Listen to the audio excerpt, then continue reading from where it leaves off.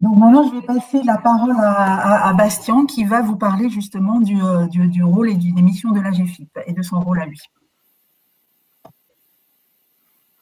Oui, bonjour. Oui, merci. Bonjour, bonjour à tous. Donc Bastien Gesberger, moi je suis chargé d'études et de développement au sein de la délégation régionale Île-de-France de l'AGFIP. L'AGFIP, c'est l'association qui gère le fonds pour l'insertion professionnelle des personnes handicapées et dont l'objectif est, in fine, d'ouvrir l'emploi aux personnes handicapées. Donc on intervient principalement auprès des personnes en situation de handicap qui sont reconnues comme telles par la MDPH, qui ont donc potentiellement une ERQTH, mais aussi auprès des entreprises de droit privé et également auprès des organismes de formation et des CFA avec lesquels nous sommes en lien. Donc moi, j'ai plus particulièrement en charge le déploiement de la ressource handicap formation et le développement de l'apprentissage sur la région Île-de-France. Vous retrouverez toutes mes coordonnées et tous les éléments que je vais évoquer en fin de la diapositive, en fin de ma présentation pour que vous puissiez nous contacter si nécessaire. Et donc, on intervient dans ce cadre-là, dans le cadre de la réforme de l'apprentissage. Et ce qui nous paraît très important de mettre en avant, c'est que cette loi rappelle que les organismes de formation et donc les CFA doivent proposer des conditions qui sont aménagées de formation aux personnes handicapées qui en ont besoin. C'est ce qu'on vient de voir juste avant dans la présentation de Sylvie, que nécessairement ces aménagements supposent une évaluation qui soit individualisée des besoins. Donc il faut, en tant que référent handicap, que vous puissiez faire le point avec la personne sur les besoins qu'elle a pour suivre dans de bonnes conditions sa formation, on va y revenir, et vous êtes invité nécessairement par cette réforme à solliciter l'ensemble des compétences utiles, des acteurs clés, tels que c'est cité, et je vais vous repréciser quels acteurs sont mis à votre disposition également par l'AGFIP. Et ce qui nous paraît particulièrement important, c'est que cette loi accorde des moyens pour financer les besoins de compensation des apprentis et que le décret a permis de réaffirmer la singularité des situations de handicap, c'est ce qu'a évoqué Sylvie également, et la nécessité d'adapter les besoins des personnes. Alors, quels sont les engagements de l'AGFIP dans le cadre de cette réforme? Deux engagements majeurs. D'une part, soutenir les CFA dans l'appropriation de la réforme. On le sait, c'est une évolution qui peut être compliquée à appréhender, et donc on a mis en place des ressources handicap formation. Là aussi, je vais rentrer un peu plus dans le détail sur ce qu'est cette ressource handicap formation, et des actions comme on est en train de mener maintenant, des actions d'information, de communication, que ce soit au niveau national ou au niveau régional. Deuxième engagement de l'AGFIP, c'est de pouvoir mobiliser nos fonds en complémentarité des moyens qui vont être mobilisés par les OPCO. Donc, autrement dit, si jamais les besoins d'aménagement dépassaient les 4 000 € qui ont été évoqués dans le cadre de la majoration du coût contrat, c'est l'AGFIP qui pourra intervenir en complémentarité pour prendre en charge le reliquat.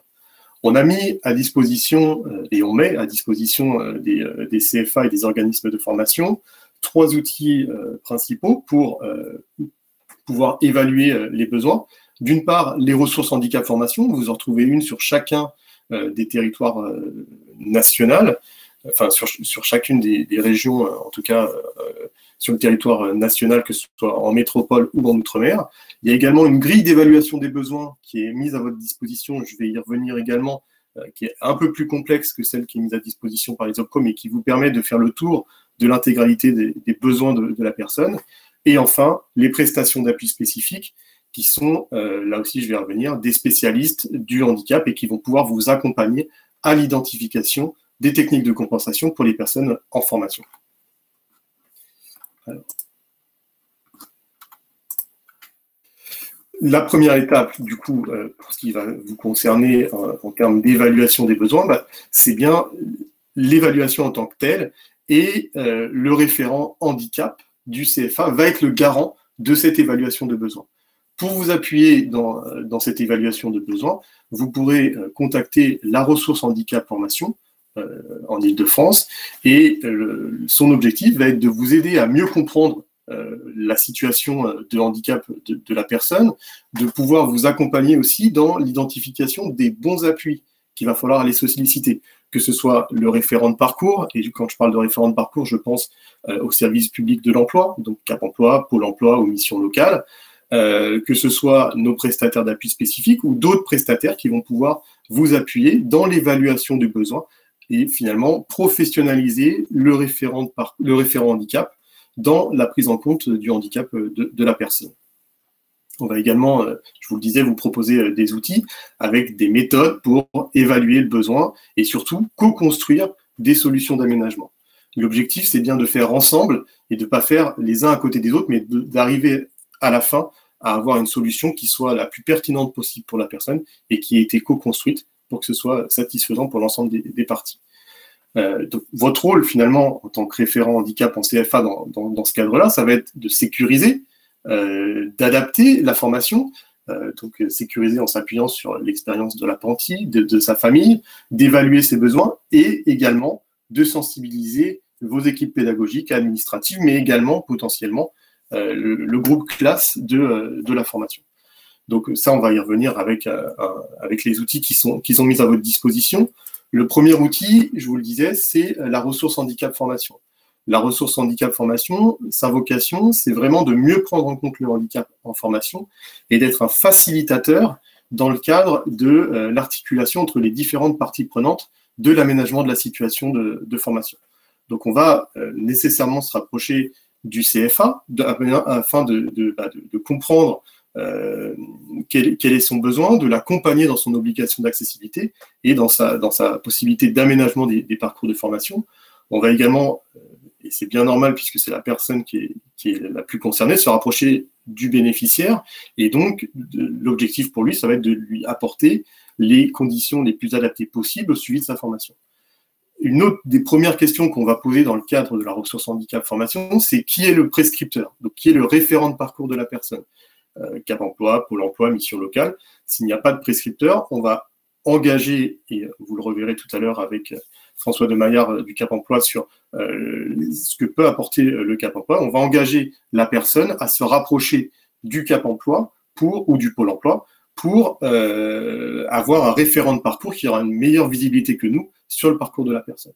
Et enfin, dans le cadre de l'apprentissage, on va également potentiellement se rapprocher de l'entreprise pour voir s'il n'y a pas aussi des besoins à couvrir en entreprise. Donc, l'objectif de cette ressource handicap formation, c'est d'être un facilitateur dans la prise en compte des besoins de la personne, des besoins du CFA, des besoins finalement de l'ensemble des parties prenantes dans le cadre de l'aménagement de la formation et surtout de jouer un rôle de chef d'orchestre et de facilitateur, c'est vraiment le bon mot, entre les différentes parties pour faire en sorte que ça soit accéléré, qu'on puisse mettre en place ces aménagements le plus rapidement possible. On va également s'appuyer sur des experts du handicap. Et là, on va s'appuyer sur les prestataires d'appui spécifiques, qui sont des prestataires qui sont financés par la GFIP et donc entièrement gratuits, tout comme la ressource handicap formation d'ailleurs, pour l'intervention en CFA et pour la personne. Les prestataires d'appui spécifiques, ce sont donc des experts du handicap qui vont apporter leur appui aux référents de parcours, aux prescripteurs, sur le projet professionnel, sur la réalisation du projet professionnel et potentiellement aussi intervenir dans les cas de situation de rupture le plus en amont possible pour éviter qu'on aboutisse à la rupture du contrat. Donc, comment est-ce que ça va se passer ? Nous, on va faire appel à ces prestataires d'appui spécifiques, on va leur prescrire leur intervention, donc leur demander de venir sur site pour évaluer les besoins de compensation de la personne. Donc, ils vont faire le lien avec les responsables pédagogiques, avec le référent handicap, avec la personne, avec le prescripteur, qui est le service public de l'emploi. Et l'objectif, c'est vraiment d'évaluer le besoin de compensation. Très souvent, en CFA, ce qui se passe, c'est que les personnes, elles viennent de quitter l'éducation nationale et avaient l'habitude d'avoir une AVS ou une aide humaine à côté d'eux. Et c'est la première des choses qui est redemandée. Je voudrais avoir une AVS, sauf que dans l'apprentissage, ça n'existe plus, cette notion d'AVS. On peut financer, nous, des aides humaines, mais on va avoir besoin d'évaluer vraiment ce besoin, justement, de compensation. Donc, c'est le rôle du prestataire d'appui spécifique de réintervenir et de challenger le besoin de compensation. Je vais pouvoir revenir peut-être très rapidement sur un cas un peu spécifique qu'on a pu mettre en place. Une fois qu'ils ont évalué ce besoin, ils vont mettre en œuvre la compensation. Et donc là, ils vont faire des devis à des prestataires spécialisés à des partenaires et on va pouvoir monter un dossier AGFIP pour financer. Alors, potentiellement, ça pourra d'abord être un financement par locaux, puisque je vous l'ai dit, l'AGFIP n'intervient qu'en second rideau finalement, mais on va pouvoir mettre en œuvre la compensation et envisager les moyens de financement. Et ce qui est possible de faire avec les prestataires d'appui spécifiques également, c'est de pouvoir sensibiliser à la fois les formateurs, le groupe classe, les collègues de la personne, s'il y en a besoin en entreprise. Et ce sur quoi on va sensibiliser, ce n'est pas sur le handicap en général, ça n'aurait pas forcément d'intérêt dans ce cadre-là, mais vraiment sur la situation de la personne et les aménagements qui sont mis en place. Ça permet de bien comprendre pourquoi on met en place tel ou tel aménagement et leur objectif. Juste pour illustrer très rapidement ce qui peut être le cadre de la ressource handicap formation, on avait eu une demande d'un grand OF francilien qui voulait filmer le tableau en cours pour une personne qui était déficiente visuelle. Ça ne nous a pas paru la solution la plus pertinente et en tout cas la plus pérenne. Donc on a fait intervenir dans le cadre de cette ressource handicap formation notre prestataire d'appui spécifique qui a rencontré la personne, qui a rencontré l'organisme de formation et qui a fait tout un tas de recommandations. Et dans ces recommandations-là, il y avait tout, sauf le fait de filmer l'écran avec une caméra. Par contre, il y avait vraiment des solutions qui étaient très adaptées à la personne, en lien avec son projet professionnel et surtout avec des aménagements qui étaient utilisables sur le long terme. Donc voilà, tout l'intérêt de cette ressource handicap formation et des prestataires d'appui spécifiques, c'est de pouvoir vraiment évaluer le besoin et le mettre en œuvre. Ça arrive à chaque fois, excusez-moi. Alors, ensuite, une fois qu'on aura identifié effectivement quels sont les besoins de compensation, puisque je vous rappelle que la première étape, c'était l'identification justement de ces besoins, eh bien, on va passer à la phase de financement. Et dans ce cas, le CFA va pouvoir faire une demande auprès de l'AGFIP en ayant déduit le montant qui aura été financé par le co. Donc, si le besoin est de 6 000 € par exemple, et on va retirer les 4 000 € qui auront été facturés à l'OPCO et on pourra financer potentiellement jusqu'à 2 000 €. À noter que si la personne n'a pas la RQTH et donc ne peut pas bénéficier de la majoration du co-contrat par l'OPCO, l'AGFIP pourra également intervenir seul. Et donc vous avez là la liste des pièces qui seront à fournir, mais dans ces cas-là, n'hésitez pas à prendre contact avec moi, avec la ressource handicap formation, pour qu'on puisse monter ensemble le dossier et aboutir à une solution qui soit pertinente et efficace pour tout le monde. Voilà sur le financement et sur l'articulation par rapport à la réforme. Au-delà de ça, l'AGFIP propose d'autres outils pour vous professionnaliser à l'accueil des personnes en situation de handicap. C'est particulièrement adapté aux référents handicap qui prennent leurs fonctions.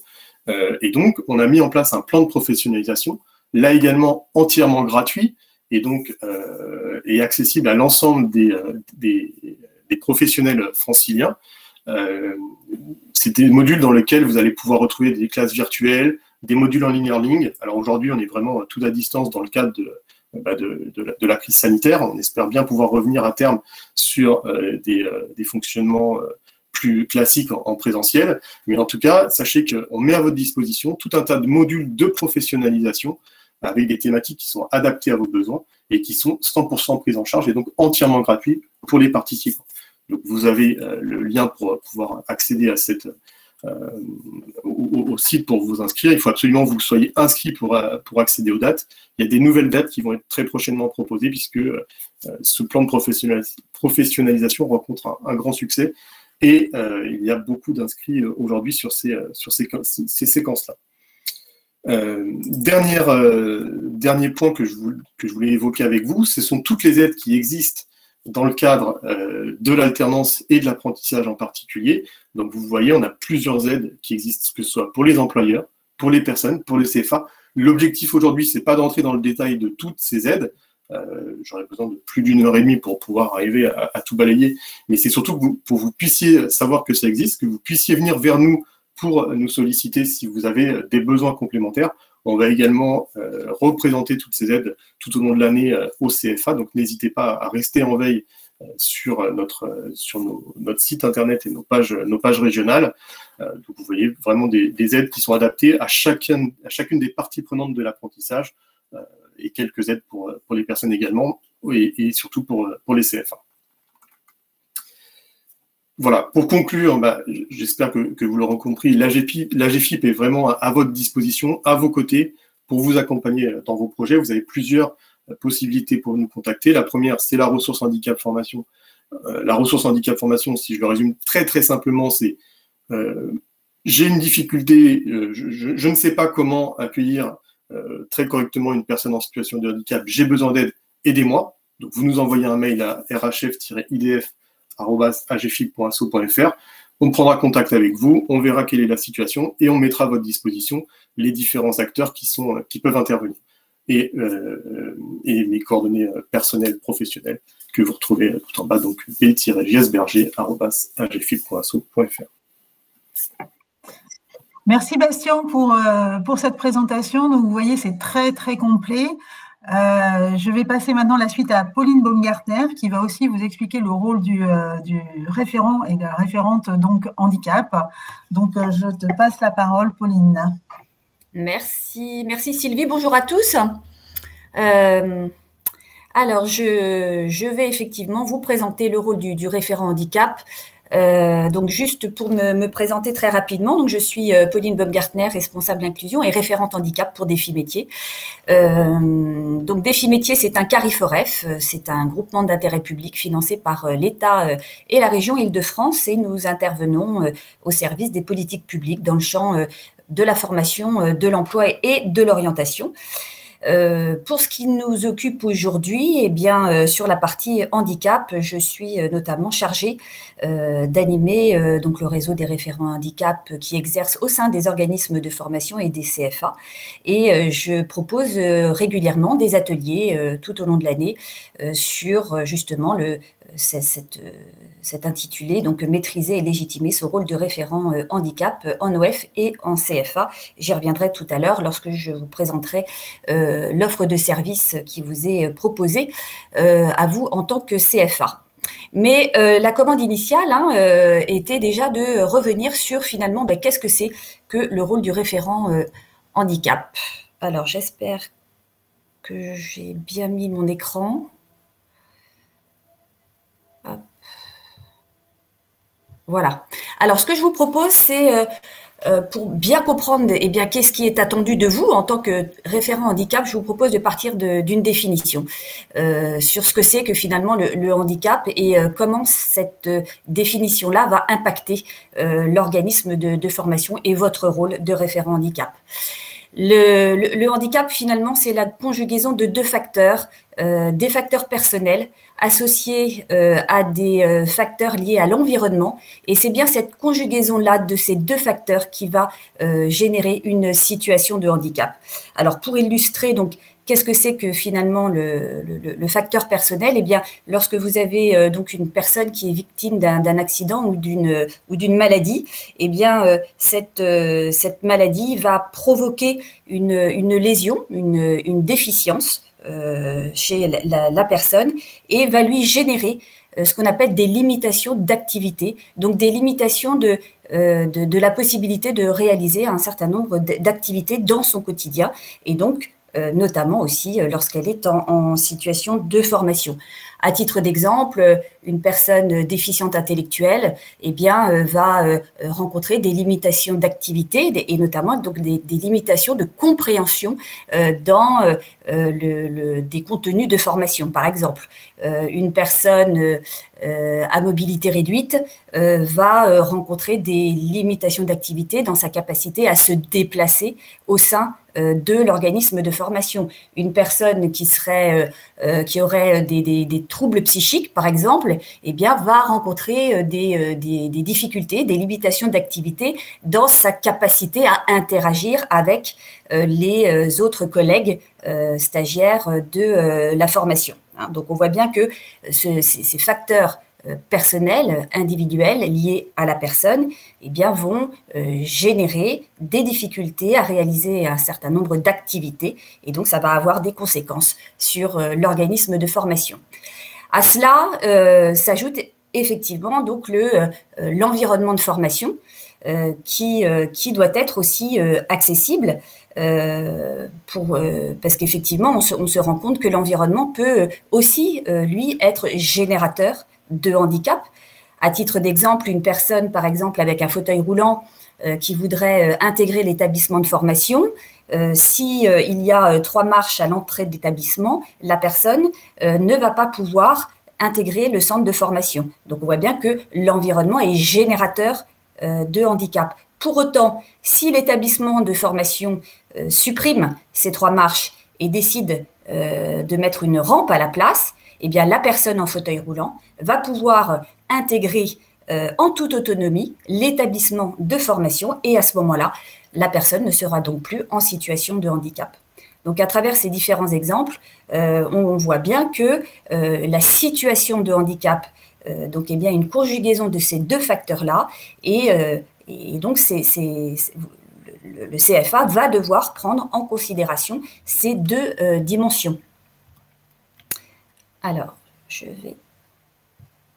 Voilà. Donc, pour résumer, on voit bien qu'il y a donc pour l'organisme de formation à avoir une approche individuelle liée donc à ce facteur personnel. Donc, on va traiter la demande de la personne dans un contexte bien déterminé. Il va s'agir d'un cas singulier, on l'a dit à plusieurs reprises. Chaque situation de handicap est différente. Donc, en fonction des besoins d'aménagement, eh bien, on va agir dans une approche, une démarche individuelle, mettre en place des outils de compensation individuels, tel que ça a été présenté notamment par Bastien. Alors, je suis désolée, je ne vois pas la fin de mon PowerPoint. Hop, bon, c'est pas grave.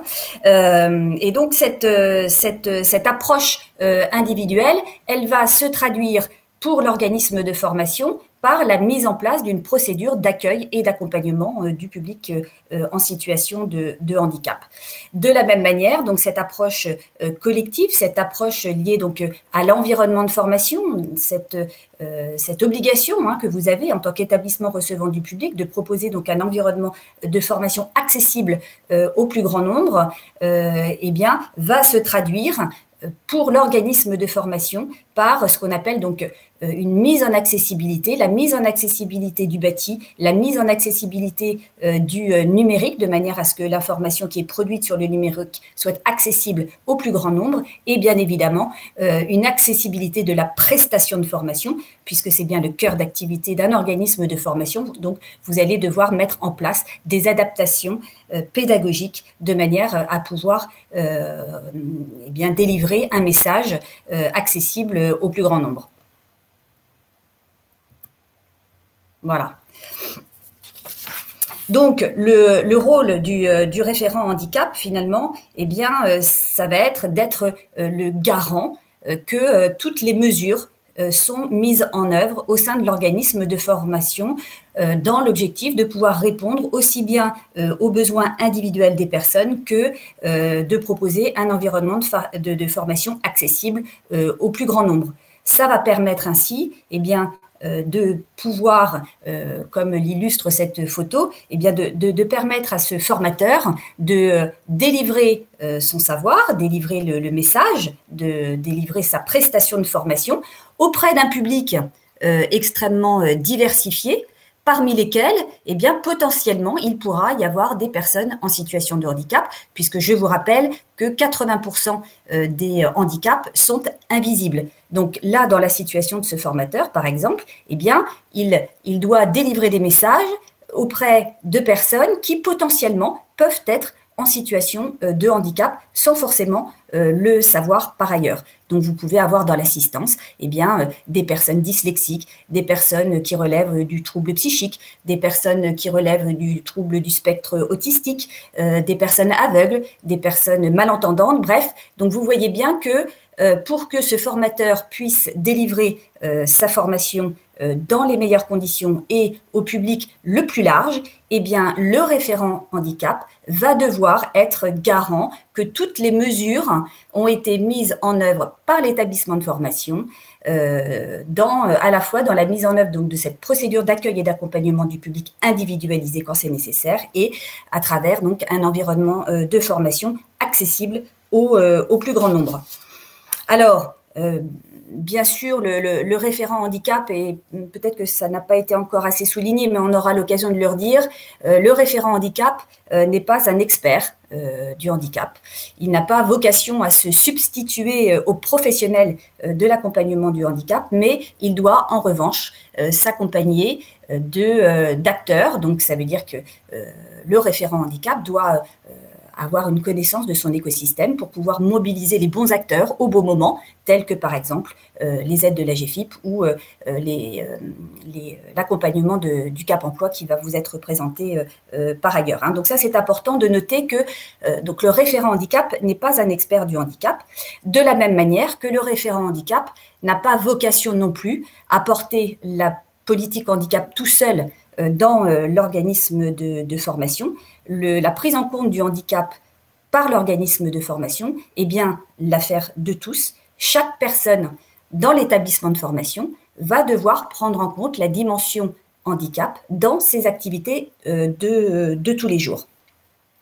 Et ça, je vais pouvoir l'illustrer à travers notamment un certain nombre d'obligations qui relèvent donc de l'organisme de formation, et notamment donc pour pouvoir proposer, comme je vous le disais, donc dans cette approche collective, hein, donc de cette obligation qui vous est faite en tant que RP de proposer un établissement accessible, eh bien vous avez notamment l'obligation de délivrer ce qu'on appelle un registre public d'accessibilité qui permet d'informer à la fois vos publics, mais aussi les prescripteurs et les familles, eh bien de ce en quoi vous êtes accessible et ce en quoi vous ne l'êtes pas. Et si vous n'êtes pas accessible, eh bien quelles sont les actions que vous allez mettre en œuvre de manière pluriannuelle pour être conforme à ce qui est attendu de vous en matière d'accessibilité. Donc, c'est un document qui il n'y a pas d'obligation sur la forme. Là, c'est un document qui vous est présenté, qui a été réalisé en facile à lire et à comprendre. Tout l'intérêt, c'est que ça permet de diffuser une information à un public extrêmement large, dont les personnes déficientes intellectuelles. C'est un exemple. Encore une fois, il n'y a pas d'obligation de forme. En revanche, vous avez l'obligation de mettre à disposition, donc, sur votre site Internet, par exemple, eh bien, ce registre public d'accessibilité pour expliquer en quoi vous êtes donc accessible ou en quoi vous ne l'êtes pas. Vous avez également des obligations en matière d'accessibilité numérique, puisque, encore une fois, en tant qu'établissement recevant du public, vous devez pouvoir délivrer donc une prestation de formation et une information accessible au plus grand nombre.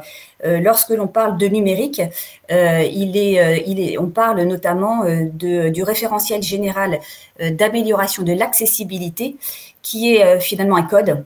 Donc qui va être mise en œuvre par les développeurs, de manière à ce que les outils numériques proposés par l'organisme de formation soient compatibles avec les techniques d'assistance des personnes en situation de handicap. À titre d'exemple, une personne qui est malvoyante, eh bien, pour pouvoir lire les informations qui sont sur le net, eh bien, va utiliser une synthèse vocale qui va donc lui transcrire les informations oralement. Pour pouvoir se faire, eh bien, il faut que les outils numériques soient codés selon cette norme, de manière à ce que donc, la personne déficiente visuelle puisse accéder à l'information. Alors, c'est utile effectivement pour les personnes qui ont des outils d'assistance pour pouvoir donc accéder à l'information, mais c'est valable indépendamment, quelle que soit la personne, pour avoir notamment une lisibilité de l'information, et ça se traite aussi à travers le contraste des couleurs. Il faut savoir que majoritairement, un outil numérique, bien souvent, n'est pas accessible pour des raisons de contraste de couleurs. Et donc ça, ce sont des éléments qui doivent être aussi pris en compte dans l'accessibilité numérique Et donc, le rôle du référent handicap, ça va être de vérifier que les développeurs, par exemple, eh bien, sont formés au RG2A de manière à ce qu'ils puissent proposer donc des outils accessibles au plus grand nombre. Donc, le rôle du référent handicap, ça ne va pas être de mettre en œuvre le RG2A, hein, puisque ça relève de la responsabilité des développeurs, mais le référent handicap va devoir être le garant que les mesures sont bien mises en œuvre par les développeurs. De la même manière qu'on l'a vu tout à l'heure pour l'accessibilité du bâti, le rôle du référent handicap, ça va être de vérifier que les mesures ont bien été mises en œuvre en matière de publication du registre public d'accessibilité, mais c'est avant tout quelque chose qui relève notamment de la direction, par exemple, ou du responsable des moyens généraux. De la même manière que sur donc l'accessibilité de la prestation de formation, eh bien, notamment les formateurs, hein, les équipes pédagogiques et qui travaillent à l'ingénierie de formation vont devoir proposer des adaptations pédagogiques pour tenir compte notamment de la fatigabilité des personnes en situation de handicap, puisque c'est vraiment le point commun hein, de toutes les situations de handicap, c'est que les personnes vont devoir mettre en œuvre une concentration beaucoup plus importante que d'autres. Et donc, ça va générer une fatigabilité très importante pour les personnes en situation de handicap ou d'ailleurs des personnes qui prennent des médicaments aussi qui peuvent être très fatigants. Eh bien, les équipes pédagogiques vont devoir travailler sur l'adaptation du rythme des formations, sur la gestion des pauses, sur la gestion des absences notamment, pour proposer un rythme de formation adapté aux personnes en situation de handicap. Et bien là, par exemple, de la même manière, le rôle du référent handicap, ça ne va pas être de mettre en place donc ce rythme de ces adaptations pédagogiques. Il va être là pour vérifier que les mesures ont bien été mises en œuvre par les équipes pédagogiques pour adapter la pédagogie, mais on voit bien dans cet exemple-là que l'accessibilité de la prestation de formation va être mise en œuvre par les équipes de formateurs et les équipes pédagogiques. Donc, ces éléments pour vous dire que on voit bien que le rôle du référent handicap, ça ne va pas être de faire à la place des collègues. Hein, les développeurs vont mettre en place l'accessibilité numérique, le responsable des services généraux va mettre en place l'accessibilité du bâti, les équipes pédagogiques et formateurs vont mettre en place les adaptations pédagogiques nécessaires et donc le référent handicap, lui, va être le garant que toutes ces mesures-là ont été mises en œuvre par l'établissement de formation. Alors, j'en termine pour vous donner quelques éléments, quelques outils qui peuvent aussi vous aider pour mieux comprendre quel est votre rôle de référent handicap et des outils également pour sensibiliser vos collègues sur le handicap, sur l'accessibilité du bâti, sur l'accessibilité numérique, etc. Donc, vous avez d'abord un centre de ressources numériques qui est adossé en fait à la ressource handicap formation qui vous a été présentée précédemment par Bastien. Hein, donc c'est un dispositif de la GFIP. Ce centre de ressources a vocation à centraliser toutes les ressources qui peuvent vous être utiles en tant que référent handicap. Donc, vous y trouverez des vidéos, des liens, tout un tas de supports qui vont vous permettre de pouvoir exercer votre rôle de référent handicap dans les meilleures conditions. Vous avez également sur le site de Défi Métier un panorama des acteurs franciliens du handicap. C'est un outil qui me semble tout à fait intéressant pour vous, référents handicap, puisqu'on l'a bien vu, hein, notamment dans la nécessité de pouvoir mobiliser les bons acteurs pour bénéficier de la majoration du coût contrat. Il faut que vous puissiez effectivement identifier sur votre territoire quels sont les bons interlocuteurs à mobiliser. Et donc là, vous avez un panorama de l'ensemble des acteurs que vous pouvez mobiliser. Donc ça, c'est sur le site de Défi Métier. Vous avez également donc une offre de formation délivrée par Défi Métier sur donc comment maîtriser et légitimer son rôle de référent handicap. Ce sont des prestations donc qui sont gratuites pour vous. Et il me manque, j'ai dû rater peut-être une étape, mais non, c'est pas ça. Alors, zut. Voilà. Également, je voulais vous présenter l'annuaire des référents handicap, qui est un annuaire donc, qui est adossé également à la ressource handicap formation, qui a vocation à recenser tous les référents handicap du service public de l'emploi, des organismes de formation, des CFA et des centres de rééducation professionnelle, de manière à ce que vous puissiez, là aussi, identifier sur votre territoire de proximité les bons interlocuteurs. Donc, c'est un annuaire avec 2 entrées, même 3 entrées d'ailleurs, une entrée réseau, donc en fonction du réseau que vous voulez identifier, soit mission locale, Cap Emploi, Pôle Emploi, organisme de formation. Vous avez une entrée par département et également une entrée par bassin d'emploi. Donc, ce qui vous permet sur un bassin d'emploi, de pouvoir identifier tous vos interlocuteurs dont vous avez besoin pour pouvoir sécuriser le parcours d'une personne en situation de handicap. Voilà les quelques outils que je voulais vous présenter. Vous avez mes coordonnées en fin de slide, donc n'hésitez pas à me solliciter. Voilà. Merci de votre attention. Merci beaucoup, Pauline. On est juste dans les temps. Donc, avant de passer le micro, le micro à François, je voulais aussi remercier parce que vous voyez énormément de personnes pour vous accompagner sur le terrain. Ça, c'est important. Vous n'êtes pas seul. Que vous démarriez dans votre mission ou que vous êtes plus confirmé, il y a toujours quelqu'un pour être là. Je voulais aussi spécifier qu'au sein d'Acto, vous avez aussi deux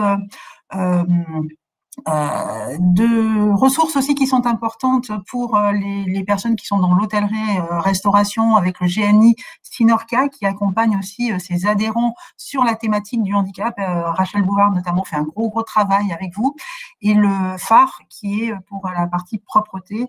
Donc du coup aussi le phare accompagne beaucoup sur le handicap. Donc des partenaires qui sont à votre écoute, et derrière aussi je voulais spécifier derrière tous ces liens, tous ces sites, vous avez énormément de personnes, là j'ai Philippe, le PRIDH, voilà, énormément de partenaires, des équipes qui travaillent depuis des années à améliorer l'inclusion et voilà, l'inclusion des personnes en situation de handicap, ça c'est important. Après donc concrètement sur le terrain, François,